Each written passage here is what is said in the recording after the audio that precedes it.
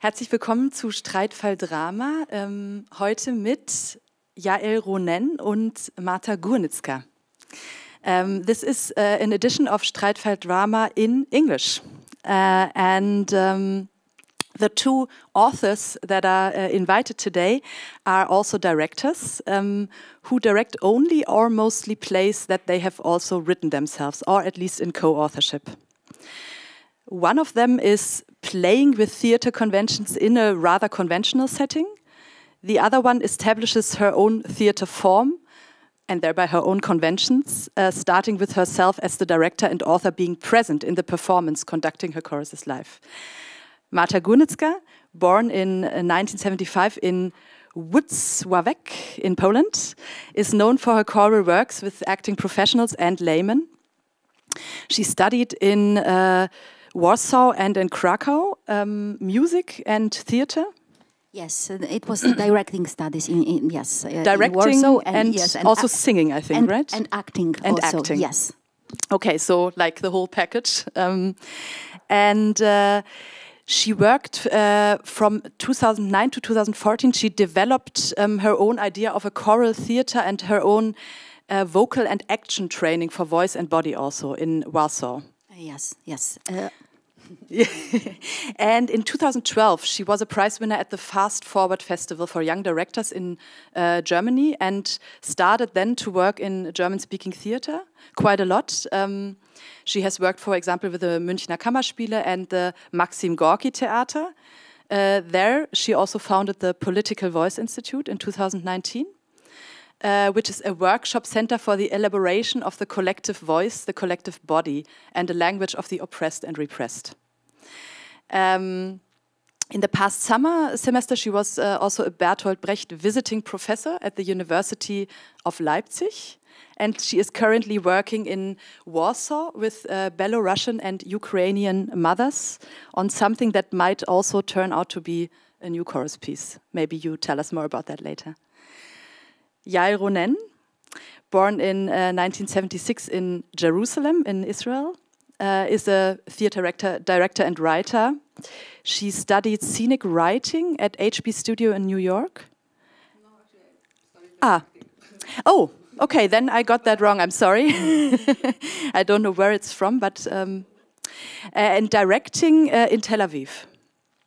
She became known in Germany with her piece Third Generation at Schaubühne in Berlin, which dealt with a complex and complicated German-Jewish-Palestinian relationship, culture of memory, and identity constructions. She has been receiving numerous prizes in the German-speaking theater world, where she has been working ever since. She has, for example, been invited to the Theatertreffen several times, and the last invitation was actually this year with Slippery Slope, which is a piece we are going to be talking about. She is mostly working at the Gorki. She has also worked at other theaters, but at the Gorki she is also currently working, creating and rehearsing her new piece, Blood Money Blues is the title, I believe. Blood Moon Blues. Blood Moon Blues. Okay. So welcome you both. I'm very happy to have you here. And we talked a little bit before, and I want to start our conversation. I want to, Yael, confront you with something that Marta said that she believes to be the difference between you.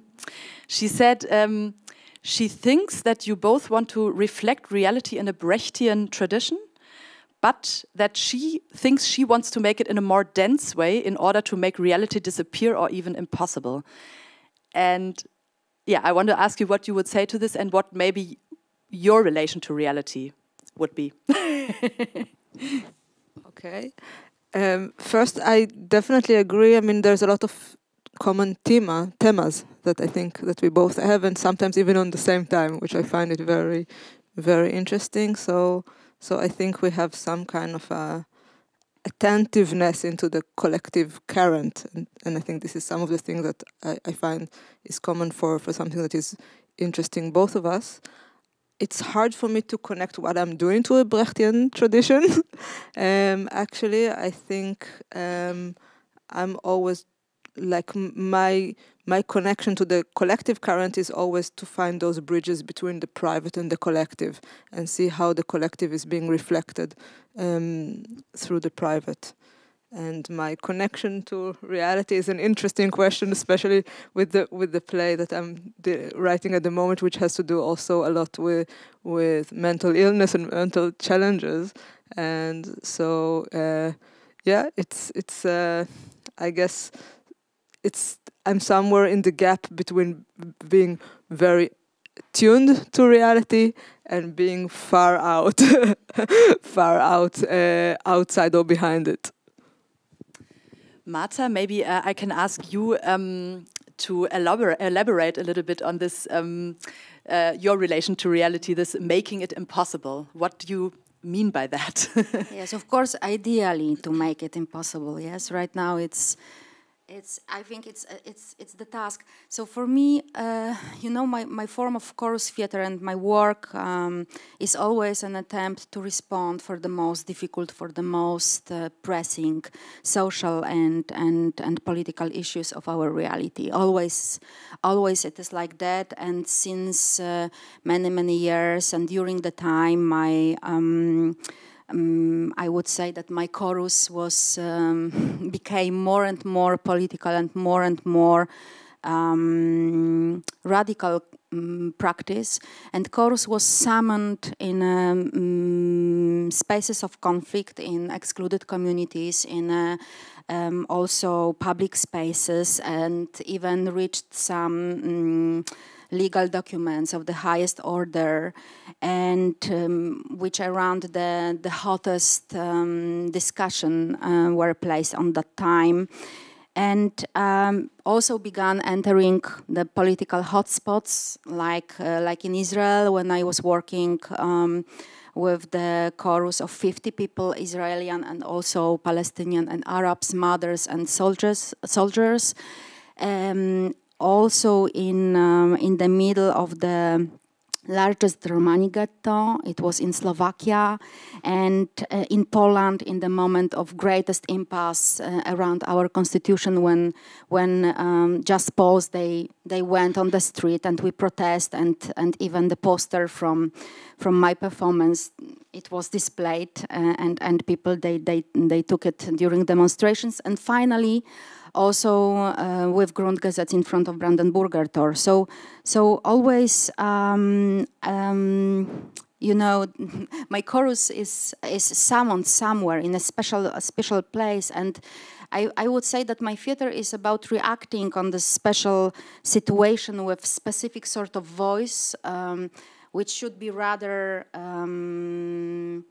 direct answer with a specific sort of drama of text. Which is always, I imagine it, full of contradictions, full of very dense, and the text that would be able to answer for reality, and the special kind of body. So I mean the chorus, the ensemble that would start and would confront with the other chorus in front of this. So. I think this is about forcing viewers, forcing you to see, to face reality, and maybe even face for what is it, just this, and if possible, to stop it for this reality, like in an ancient drama, like choruses from the past. Yes, they wanted just to stop action, or if this is possible, to make this reality impossible. And of course, today this is big task. Yes, so in a time. Extremely brutal conditions of world today, this is the big question for all of us, how we can react, what we can do, and how we can face the reality of war right now. Yes. My next question would actually have been how is both your theater political, and I think, Marta, you kind of already answered it by describing it also as or your pieces are always some sort of intervention also, if I get it right. They really address a situation that we all share currently. yes, we can call it like intervention, but this is, I would say, this answer for reality, or just this movement, this gesture that we do collectively as a chorus on the stage. Yeah. Yael, I would like to pass this on to you. How is your theater political, and how is maybe theater also in general political? So I would say my theater, some of my theater is political. I don't think all of my theater is political, because like I said, I have this movement all the time trying to research the connection between the private and the political. And also in the reality I grew up in, the private was always the political. There was no gap between it. So I'm always looking in this connection and in this gap. And that's why when I'm trying to address a political situation, I'm doing it through the encounter between people and through the dynamic that happen in a circle, in a group. So it's almost like having a group therapy to a political situation, a psychological group therapy to a political situation. And I think also, like, the big questions that is open now about how to react to the state of the world today. And I think it's also a question in general that not only artists but also activists are asking themselves at the moment, because it feels a little bit like an overwhelming moment that we are living through. And I feel for me it's also, there's kind of like waves, both as an activist as an artist, regarding my trust and belief in my involvement and my ability to go into this very almost Sisyphic work that I find have a lot of success in the private realm and huge failure in the collective. Because if I look at the work that I did, which made maybe big transformation on a personal level, or maybe with some people who watch it, when you look at the effect of political theater or some activism on the collective, it's devastating, it's heartbreaking. So every once in a while also this question is coming up: does it have a meaning? Is it worthwhile? Is it effective? Is it self-deception? So it's a work that I can't just advocate for it, you know. It's for me it's a constant question, it's a constant research. But there were times when it was kind of like, I would say, almost a personal need to find out some of those questions for me, because it was connected to my own reality. I would like to ask both of you what role of all parts of the theater, what role the language plays in your politicality of your theater. For me, it's of course a huge subject, I would say, and but maybe I will start just one sentence because I had a feeling that we didn't finish the subject about war. Can I? Of course, of course. I wanted to share just these feelings, these thoughts that of course we as an artist, we are not able to stop this war. But still, we have some duties, and when I look at my art and when I look at chorus, this is special duty. And for me, because always chorus and community, when enter the stage,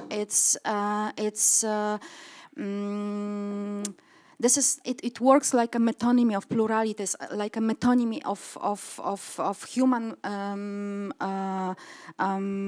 plurality, and in the same moment is able to expose or somehow this is embodiment of all tensions, all antagonisms that exist in the societies.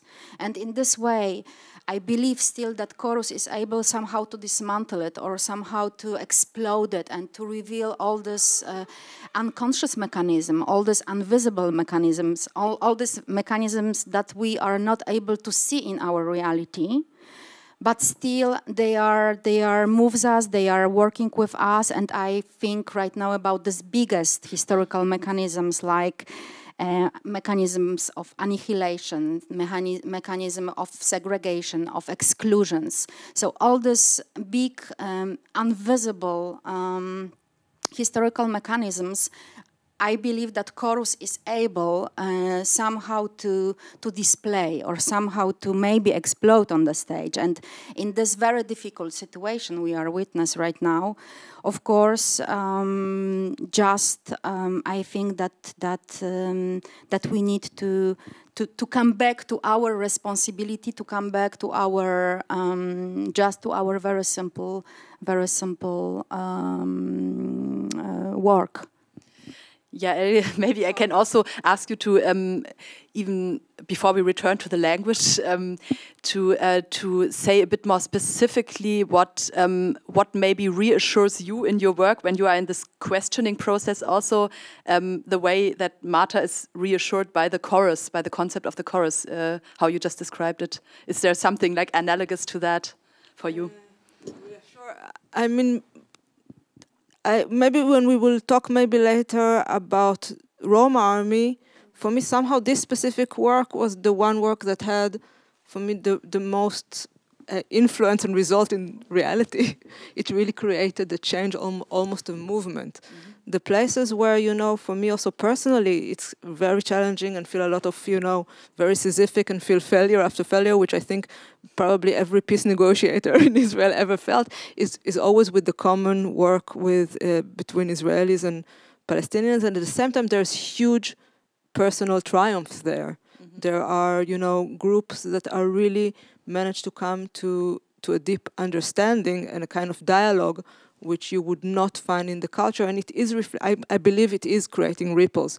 You know, you caught me maybe on a pessimistic day. I'm PMSing, so maybe, you know, those are the glasses I have today. Maybe in a different day, I would be all for. Of course, there's big ripples into the society out of theater, but. Yeah, it's like now few days before, again, election in Israel, and when the situation goes so radical, and some of the work I was able to do in Israel 13 years ago would have absolutely no space and no audience today. So there is also this feeling of frustration. At the same time, yeah, like Marta says, I feel this responsibility, even, you know, just being given a platform, you know, just being able, you know, people tell me you know, we are here to listen. What do you have to say? So of course, in this big time, it feels like a huge responsibility to be able to advocate from one hand, you know, for what I have to be burning for and what I really believe in. And sometimes there is the conflict between the things I'm believing in and the things when I'm burning for, sometimes when I'm in my own crisis of faith. Yeah. Do we want to move on to the language question, or is that too abstract? We can also go right on with presentations of your work. You were already talked about. Yes, language is fine. Yes? Okay. Absolutely. Then I would like to return to the question, a bit more abstract question, what role the language plays, like because you're both writers and directors, you're kind of the boss of everything. And yeah, what role does the language play, like in the whole concept of your working? So whoever wants to start. for me, I would say this is the most crucial thing, because my work started from the necessity of creation of, I would say, new kind of language and new kind of text. I started in 2010 and I was working in a theater institute on that time, and I wanted to create completely new form of chorus theater. I wanted to find out new shape for this very old body, and I imagined that I have to find the new actors training, the new aesthetic, that I have to find to make alive this very old body from ancient time, and I wanted very much rediscover women to the stage, and through this gesture to rediscover chorus to the stage, and recover and find a completely new voice for women. And it was, from the very beginning, it was for me obvious that it's not possible just to take any language without any reflection, without I would say special philosophy, or without this optic on the language. And this is why this issue is maybe the most important for me. I didn't want to reproduce any cliches that exist in language. I didn't want to I look on the language as a not transparent tool, I would say, as a tool which is full of ideologies, which is full of politics. And language for me is always an instrument of certain ideology which defines conditions of each statement. So who may be the subject, and what is its position, and on what conditions it can be heard. Yes, so I wanted to recover. I wanted to create this woman voice as the most of as the form of the most repressed from the Western stage, and through this gesture again to make.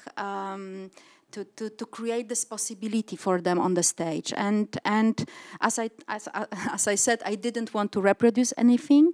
So also I didn't feel that I am a poet. I am able to create, like Brecht, completely new kind of form, new kind of language, and finally. We decided in the process of creating this new form that we try to clash different languages and different discourses, and that chorus maybe would be able to demonstrate this ideological power which is inside of the language, dismantle it through laughter or through different strategies. So really we knock into the language, and I felt that if you would like really to build the women voice and a truly women body on the stage, and especially in the situation in Poland, I mean political situation, we never received fully citizen rights in Poland. So I knew that this gesture has to be really pure, really close to our bodies. And this is why we started from just, we rap language, we try to coax out tongue into the language, on the language, and to dismantle it through different registers, through mixture of different languages. And you know, this is we are surrounded by big I would say words like war, like we, like enemy. It's very difficult to say, especially right now, what does it mean? What is inside of these words? Yes, how we can perceive it, how we can understand it. They are, for me, somehow hijacked. They are taken over. Yes, who is the leader of the war? What does it mean, war, right now, today? So, and from this kind of perception, I start my work, and I would say that everything in my theater is, in that sense, in between language, music, and silence, spoken language and language. And in the last performance also there is recorded sounds, recorded language.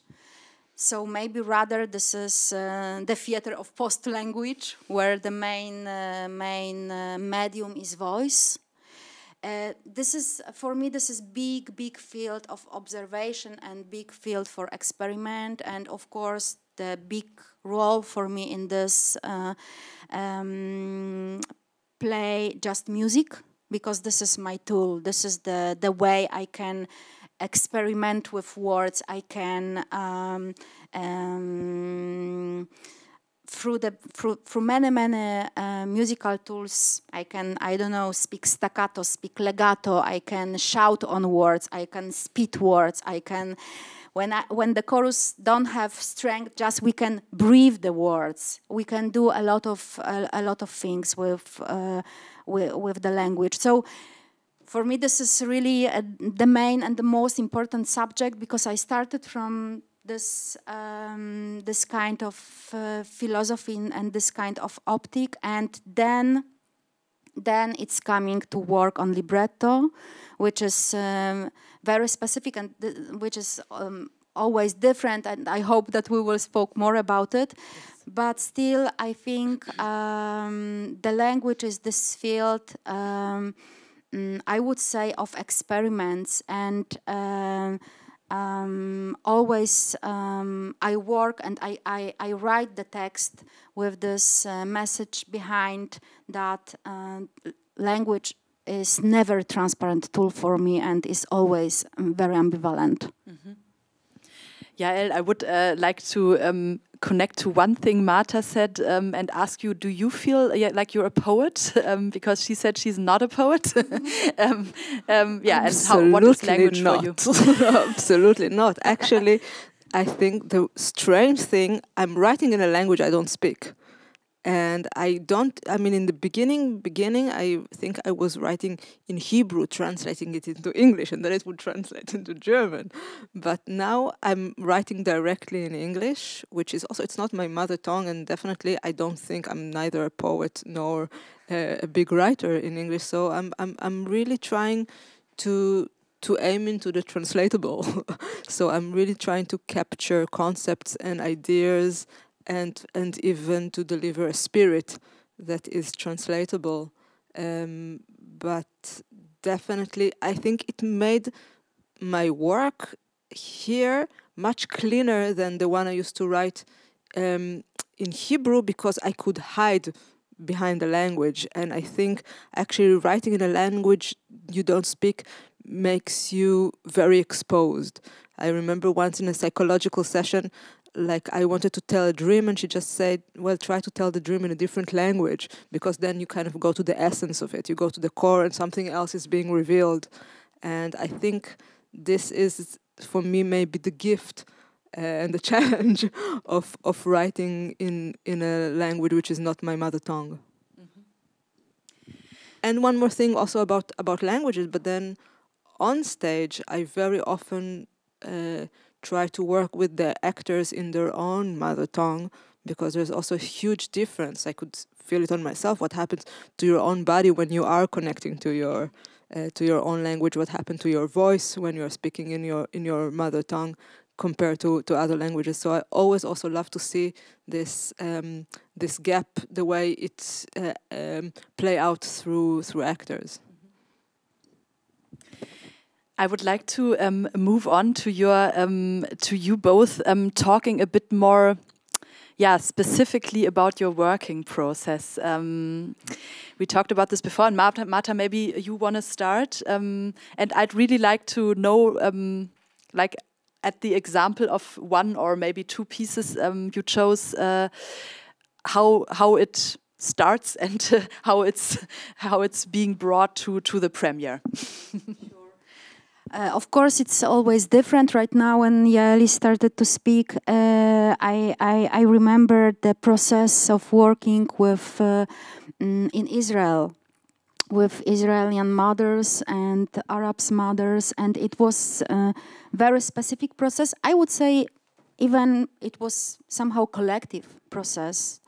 I proposed some kind of text. I remember that I came to Israel and I asked, it was my first maybe question, could you just share with me some nursery rhymes? And I love to work with nursery rhymes. And I heard about beautiful nursery rhymes about Hanale ofaktana.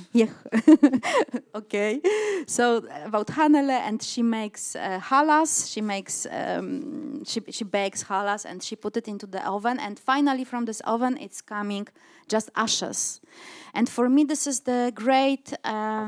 Immediately, I feel this material as a great opportunity to work and even to again demonstrate bigger processes or bigger historical mechanism. And this, I remember, this nursery rhyme was repeated twice in this performance. It was performance for 50. For a collective of 50 mothers and Israeli mothers Israeli soldiers, kids, and Arabs, mothers and kids, and I remember we repeated twice, once like a very, I would say, harsh and very formal kind of expressing of this transformation which is inside of this nursery rhyme made by soldiers and then by the group of kids and also dancers, as I remember, in the hall of Tel Aviv Museum of Modern Art. What I wanted to say that in this process, every word, and it was the decision from the beginning that we will work with two languages, with Arabic and with Hebrew, and I don't know any of this language, but still the work was very, very easy for me and beautiful, because the connection between us is on another, I would say, level, on the level of working with body, with breath, with language which is spoken. And so you had somebody with you who translated simultaneously all the time for you, or how did you do this like practically? I don't remember exactly. I think that at the beginning we communicate in English, and then in Hebrew and in Arabic, and we had translators. And every word which I proposed at the beginning, we discussed. Even every word, and I remember that libretto I wanted to propose was really big, and I had dramaturgists from the Israeli side and also from Arabic side, and the process was always in my performances. It starts from decision about the body, about the cast, about the chorus. So first, with whom we are working. So which kind of community will speak on the stage, and then we start to collecting materials. In this case, it was this nursery rhyme. It was the first moment, just the poem for kids. Yes, and here in this process, I remember that we had a lot of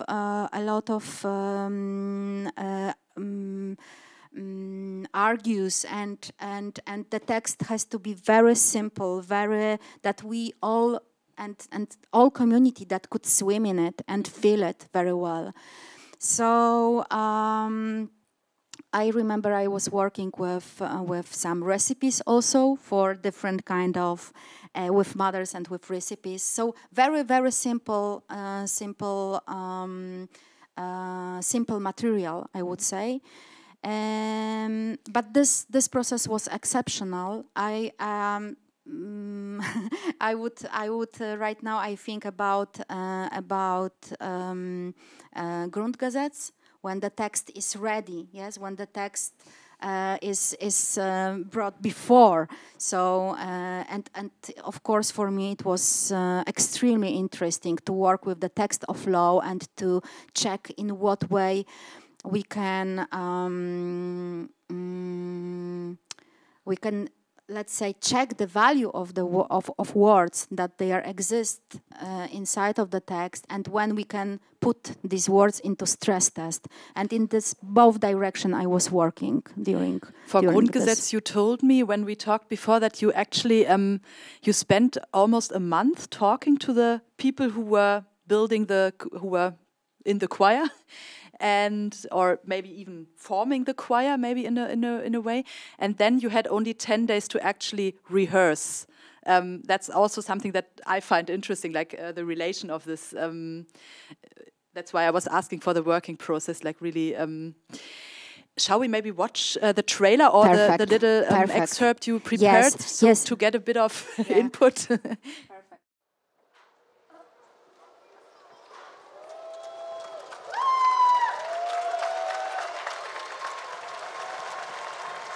Wir, das deutsche Volk, haben uns in dem Bewusstsein unserer Verantwortung, dem Frieden der Welt zu dienen, dem Frieden,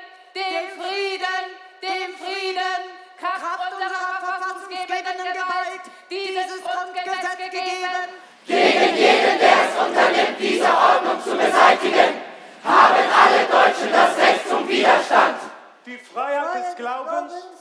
des Gewissens und die Freiheit des religiösen und weltanschaulichen Bekenntnisses sind unverletzlich. BRD.de, BRD.de. Die Bundesrepublik Deutschland ist ein demokratischer und sozialer Bundesstaat. BRD.de. Die deutsche Staatsangehörigkeit darf nicht entzogen werden. Politisch Verfolgte genießen Asylrecht. Wir sind alle Deutsche. As I said, we are working in the way that we put under the stress test these words, and we will check how the document of law is able to protect us against the violence, against war, against Nazism, and but also we wanted, and we tried to find in this beautiful text, beautiful written, the moments of silence.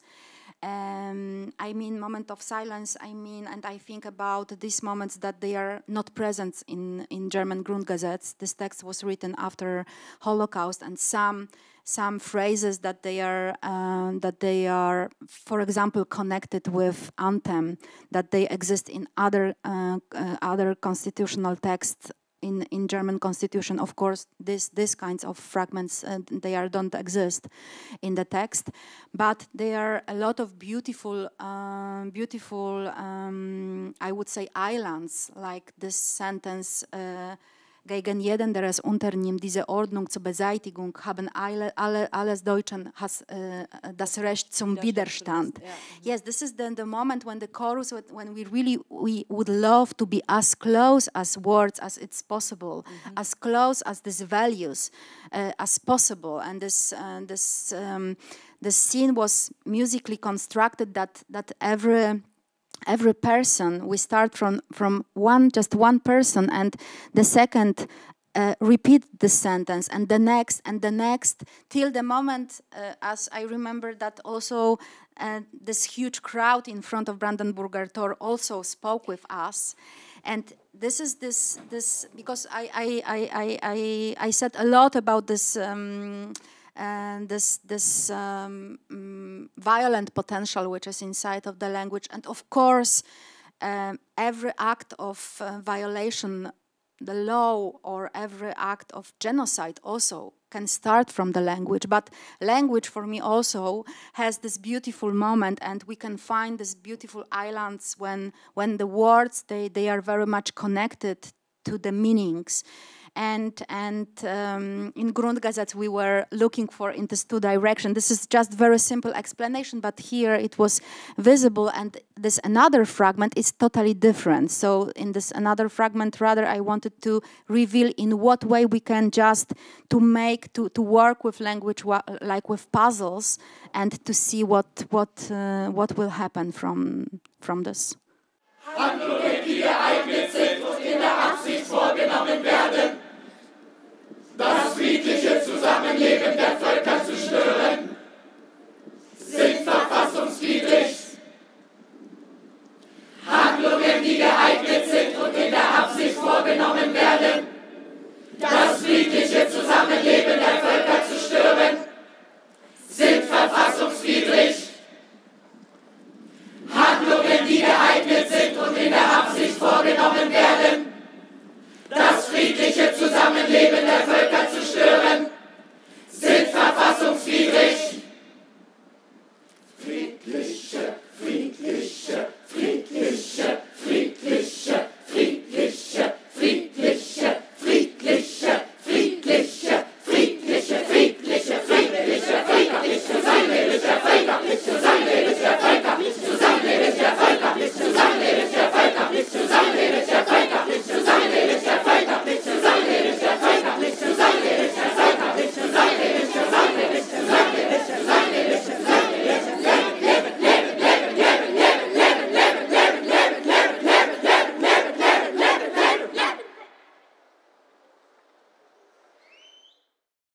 Yeah, so I hope it was very clear, yes, in what way chorus cuts just the sentence into words, and just through the musical tool, just through repetition of words, that Friedliche is spoken more and more dense way and more intensive, more. Yes, we just ask questions to these words, how they can act and what they can do, and who may be the subject of those words, and if they have power or no, and yeah, a lot of question inside of this sentence. Mm-hmm. Thank you very much. Yael, I would like to move on to you now, and maybe just say shortly before that the reason actually that we had the idea to invite you together was a bit resting on a false assumption of mine. I think I told you both about it already, that I kind of thought that you both work in collective authorship. I thought that Marta kind of writes her texts together with the chorus, which is not the case. She talks to them, but then she writes alone. And I also thought that you write your texts together with the ensemble, your ensemble. And you told me that this used to be the case, and that you have moved on to a different way of working now. And so you said you want to talk about Roma Armee and Slippery Slope, and maybe I'd suggest that we look right away at the trailer of Roma Armee, and then you can start and tell us about this change of working process. Now is the time to build a Roma army. Esto es una revolución. Die Roma-Revolution ist der Kampf der Nicht-Weißen dieser Erde gegen ihre Unterdrücker. Wie kannst du nicht gewalttätig sein, wenn deine eigenen Leute versklavt, ermordet und sterilisiert wurden und immer noch in Brand gesteckt, deportiert, erniedrigt, unterdrückt und diskriminiert werden? Ich wünsche mir, dass wir so gesehen werden, wie wir wirklich sind und nicht wie die Gadja uns darstellen. Ich wünsche mir, dass wir endlich hinter unserer eigenen Identität stehen. Ich wünsche mir, dass wir für uns selbst sprechen und unsere eigene Politik machen.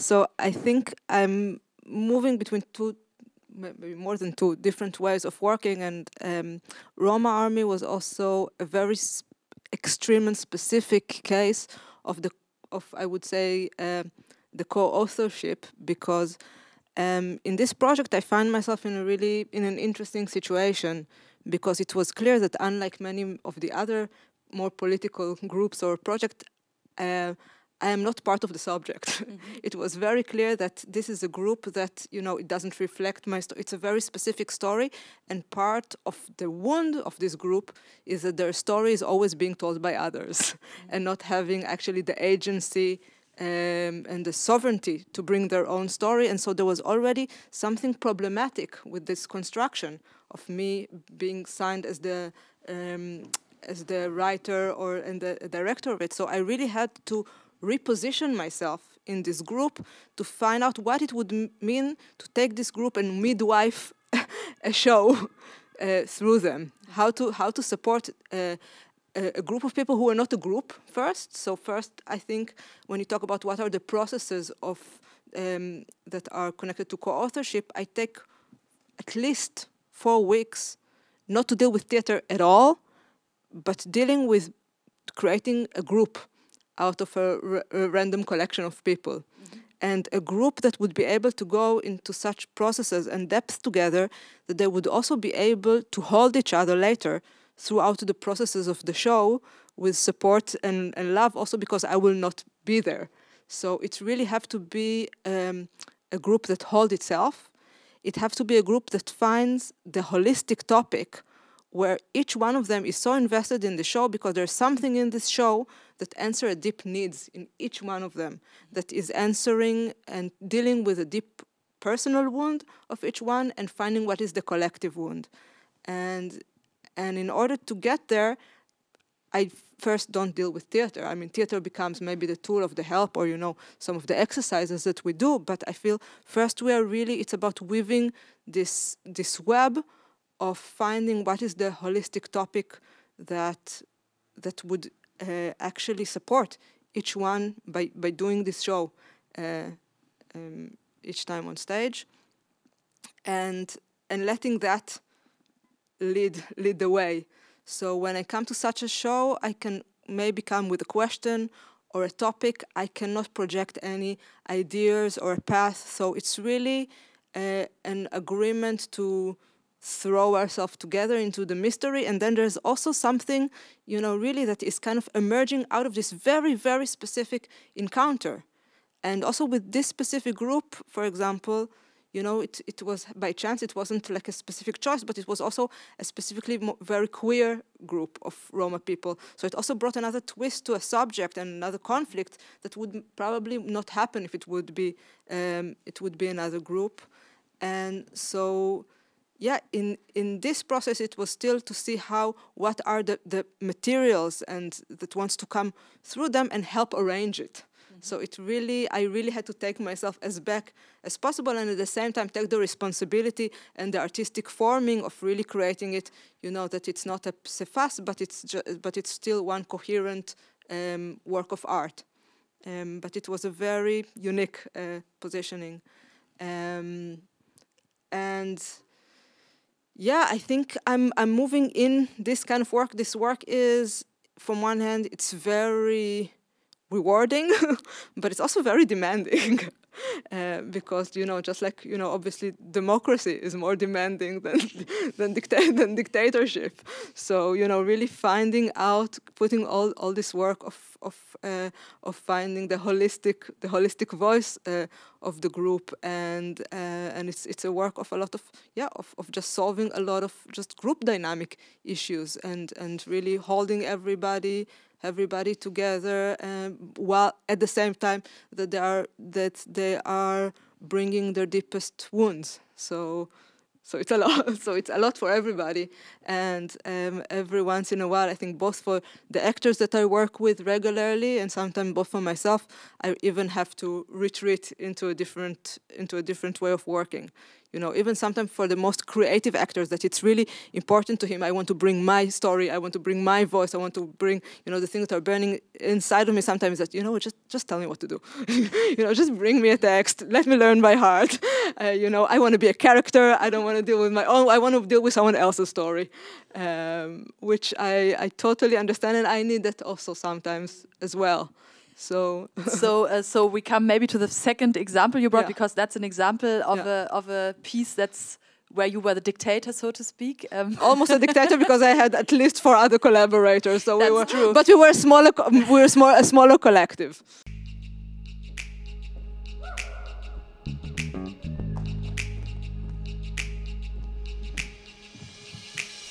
I'd like to welcome you, sisters and brothers, you patrons of the arts, you music lovers.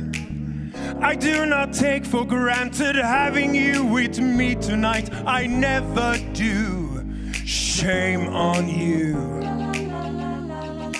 Gustav Gunderson, the famous Swedish singer-songwriter who had it all and lost it all. Good evening, Berlin. I'm back. Woo!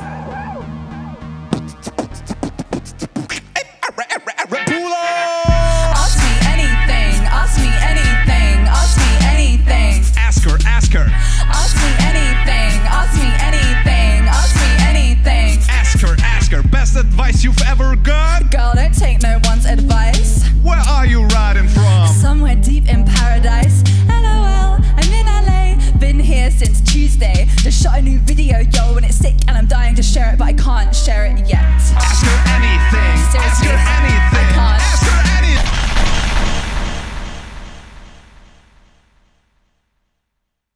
I just realized Lindy appears in all the trailers, which is true, actually. And I'm happy they have this great man everywhere. Exactly, Lindy Larsson, just for everybody who doesn't know who you were talking about now. Maybe you also tell very shortly what Slippery Slope is about, because we kind of didn't. I don't know how to do it. I always fail with telling it shortly.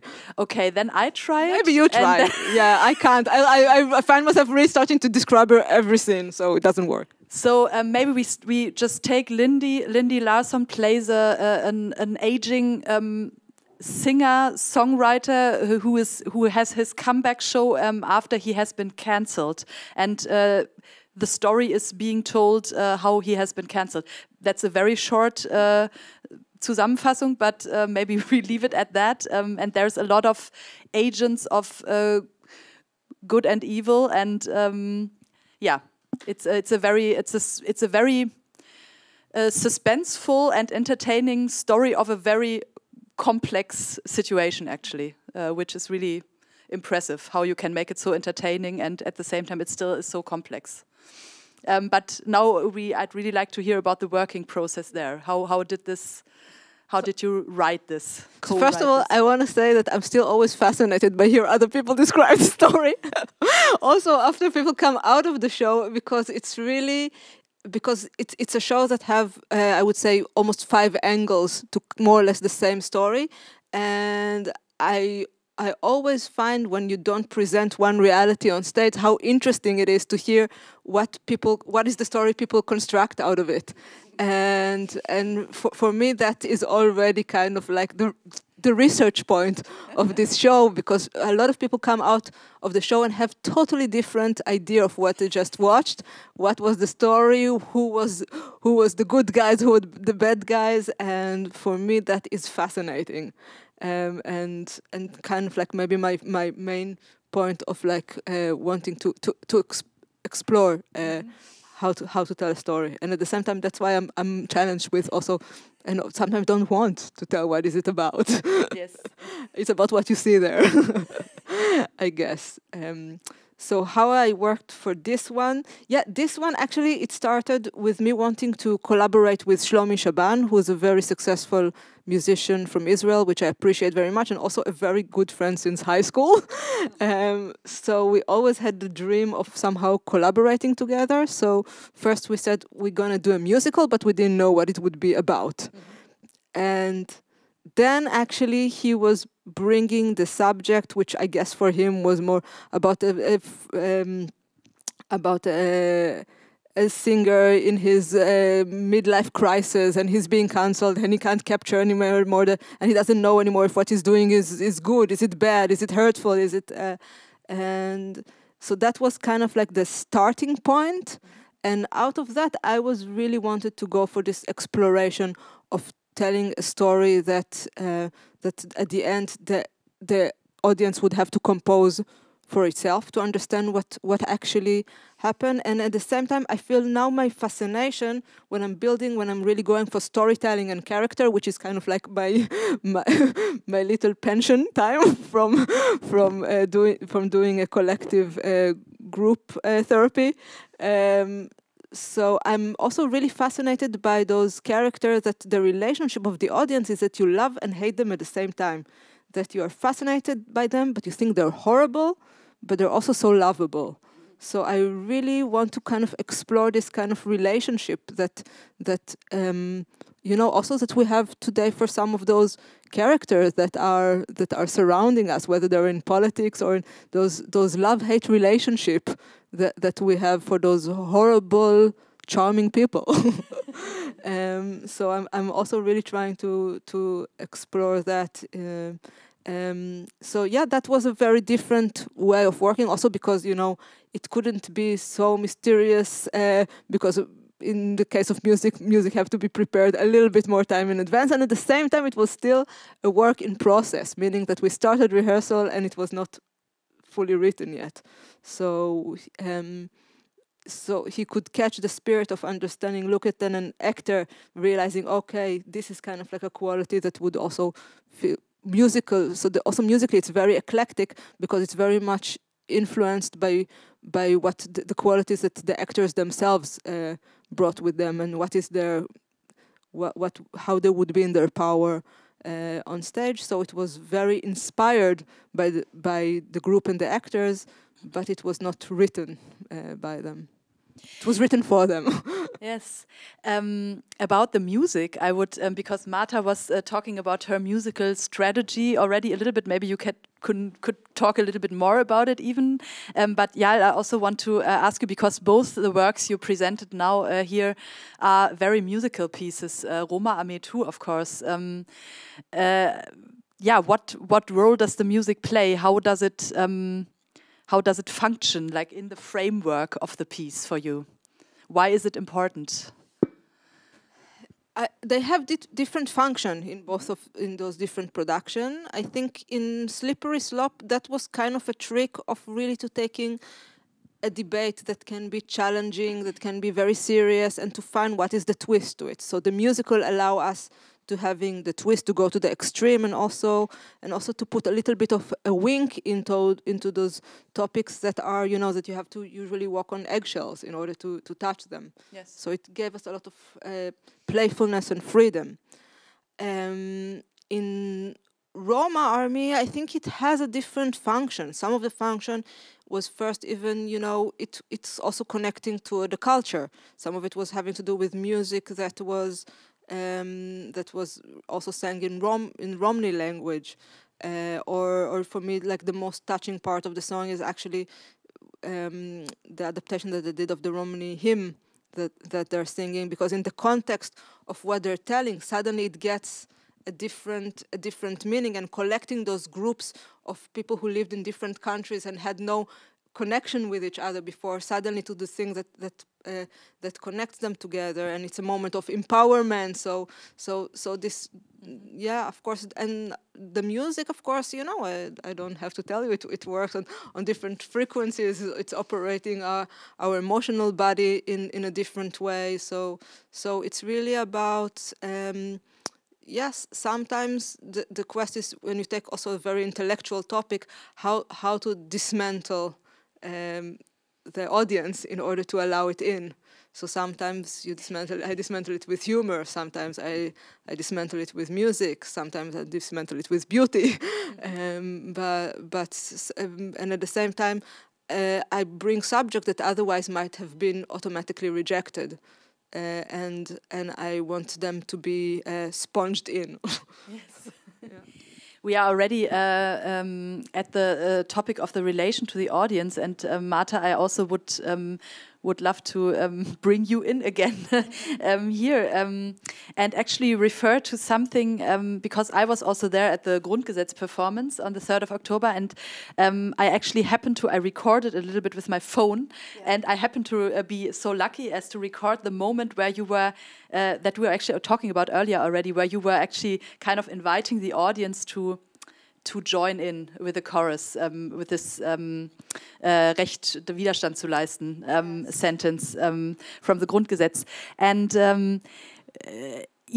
how do you, Yael was now using the word dismantle the audience, which I think is very nice. How would you describe your relation to the audience? You said to me, I think before, that the audience is for you a sort of other chorus. It's always about meeting two choruses in front of themselves, of course. So the one society meets another. And in this moment particularly, I remember it was very spontaneous. I heard behind of my back and I saw in the eyes of chorus that the audience, that the chorus in front of them, this crowd in front of the Brandenburger Tor just starts to speak, and I did it intuitively. I turned and I looked at the audience, and I saw it was really, yes, it was a special moment. I saw just faces of people, and they spoke together with the chorus these phrases, and it was really something special. And this kind of encounter. What I can say? Right now, I am again.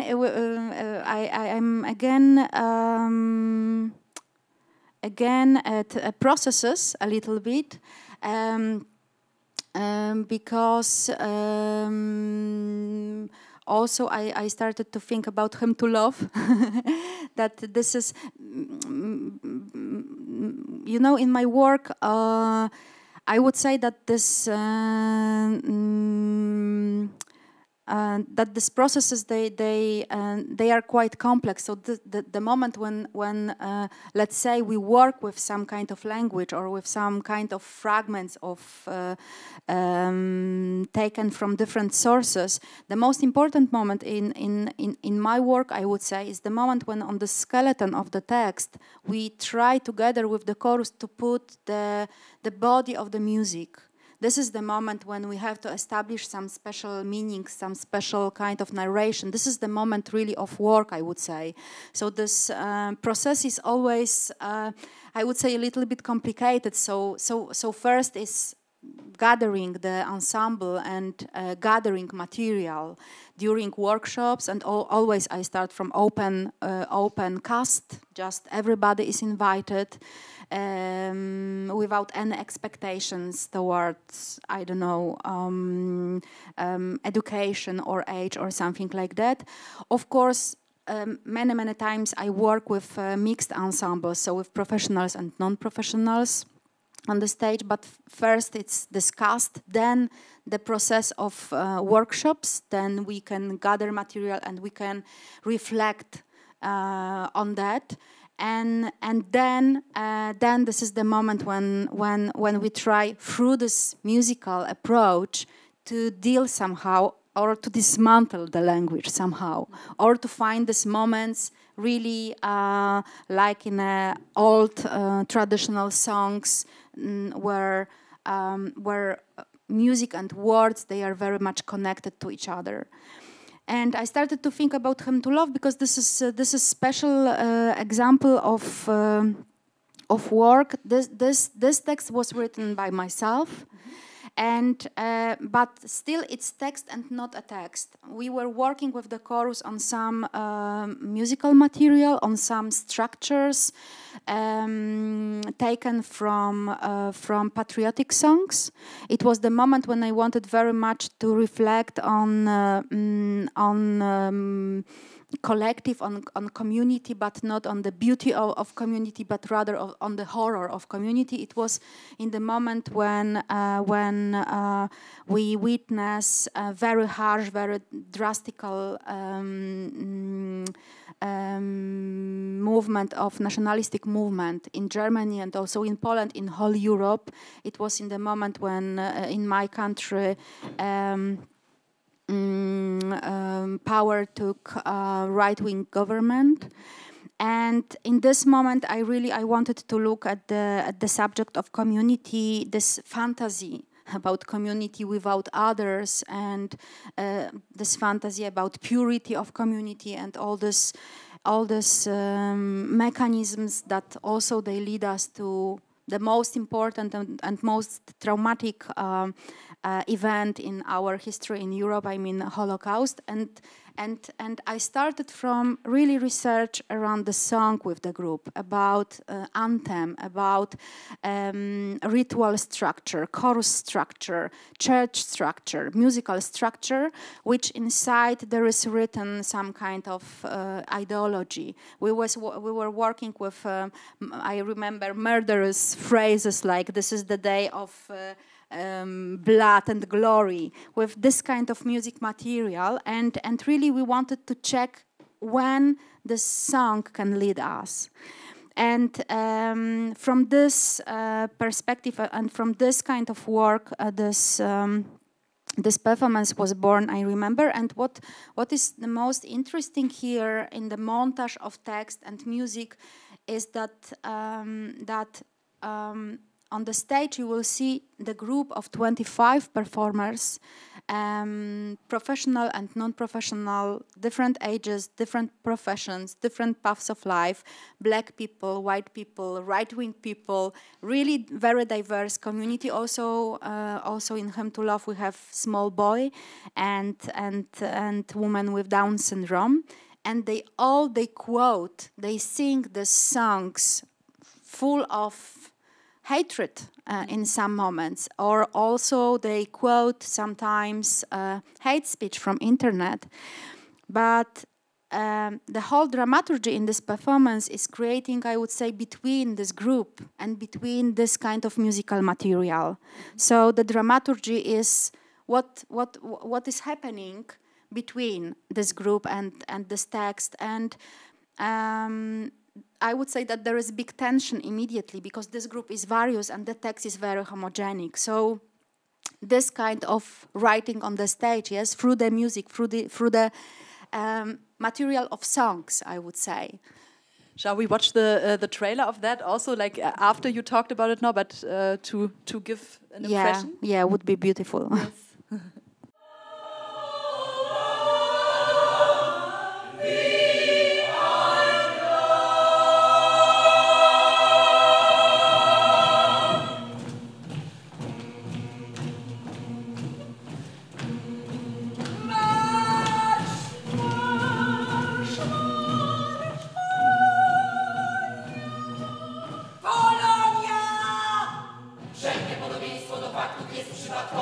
Wszystkie występujące postaci są fikcyjne, a jakiekolwiek podobieństwo do czegokolwiek jest niezamierzone.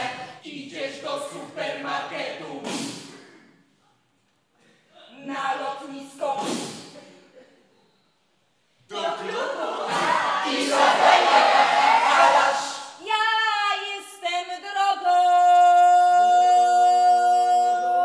i prawdą.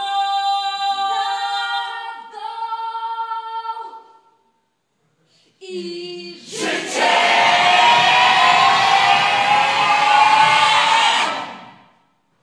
Pokój niech zawsze będzie z wami.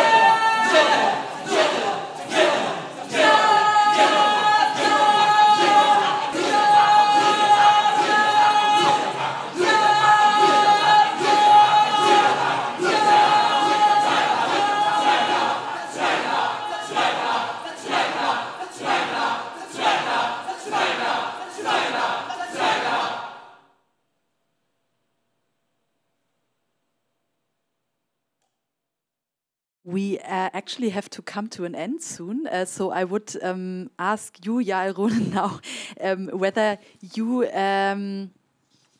want to kind of give the pendant to Marta's statement that I brought in the beginning about the difference between you. I know that's a bit,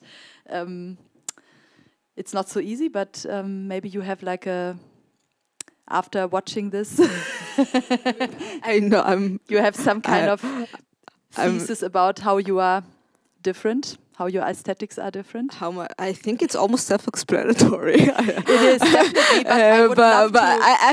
I find it's more interesting to talk about how we're connected or similar than how we're different, because I think I think how we're different is you go to the shows and you see we are talking a very different theatrical language, but I still find it fascinating, like I said, the fact that a lot of time she is even tapping into a subject that I know it was my instinct to go for the. So that's why I'm saying I feel us attuned to the same current and feel committed to them. So I feel that for me this is the but we obviously have a very different way of expression, even though we're both Polish, Jewish, but somehow we cook differently.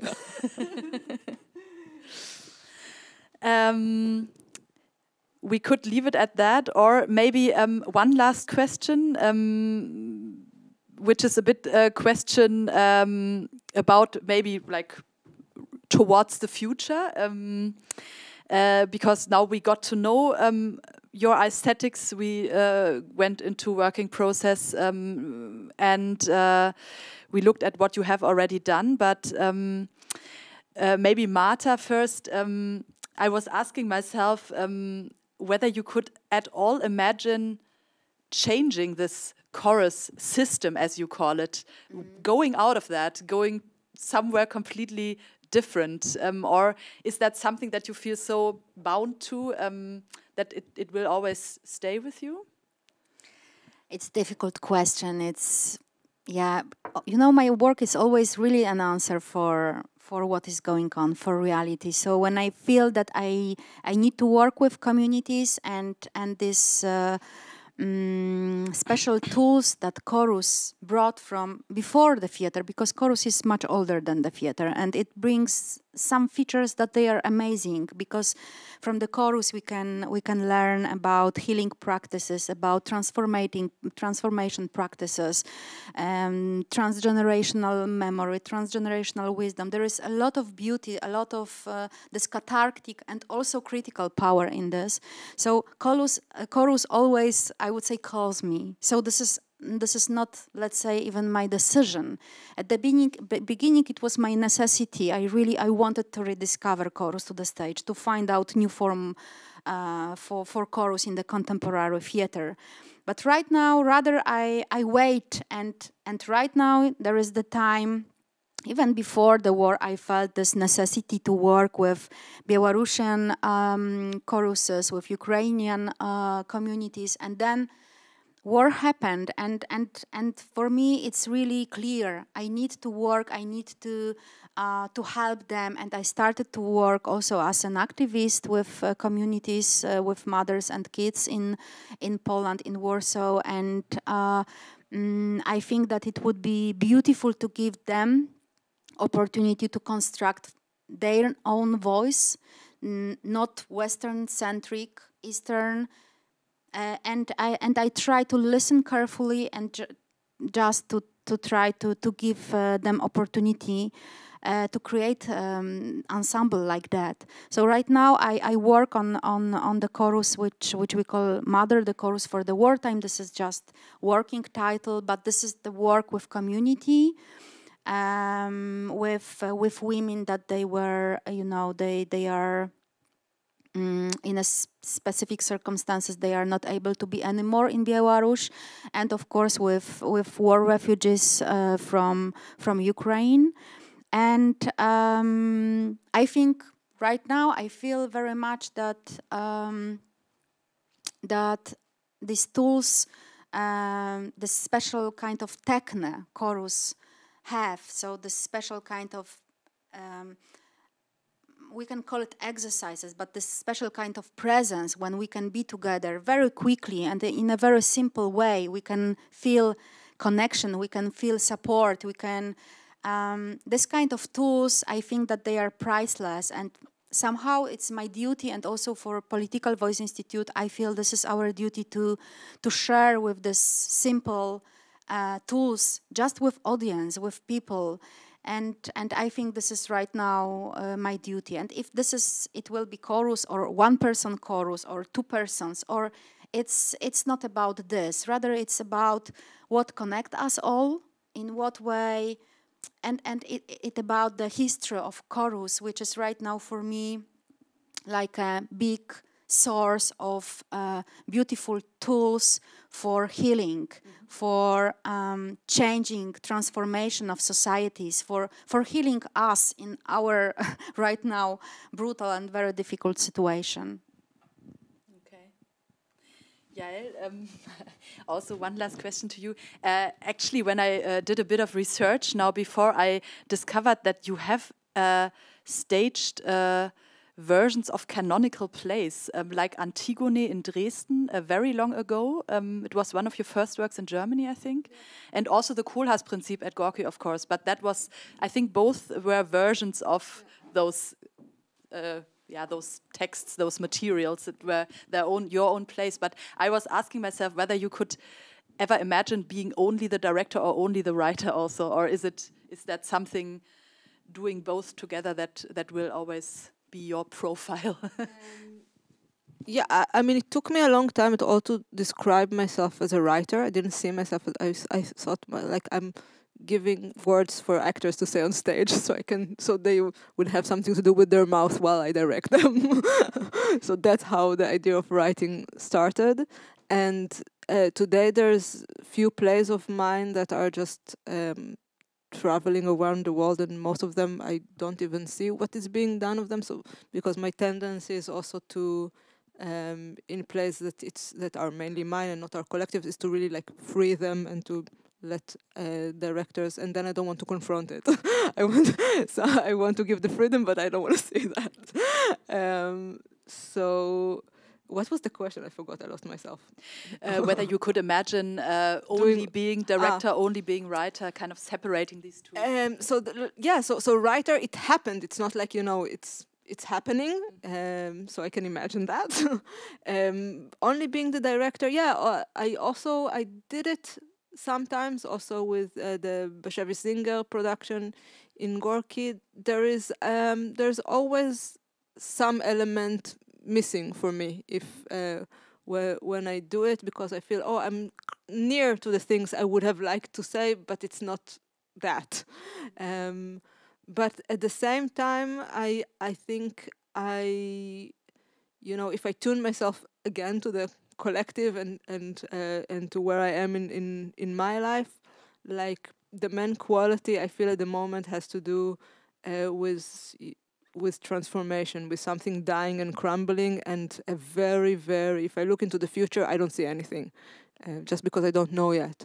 So for me, having this quality of allowing myself to dwell in the mystery and trusting that some new form of me as an artist would come up. Also, kind of like regarding the question that Marta was asked about, changing a form or not. So at the moment, I'm really feeling this transformative moment where some of the things I used to do before either don't work for me anymore, or needs to be changed, or needs to be adjusted because I'm changing, but it's not clear yet.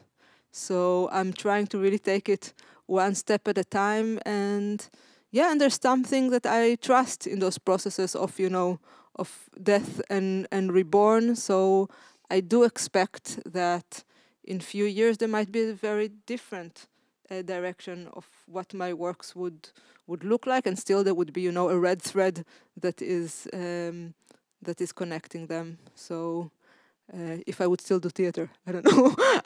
Who knows where this transformative process would lead to? But at the moment, I'm trying to give myself to it. Thank you both very much for being here and talking to me. And it's been a pleasure for me, at least. I hope for you too.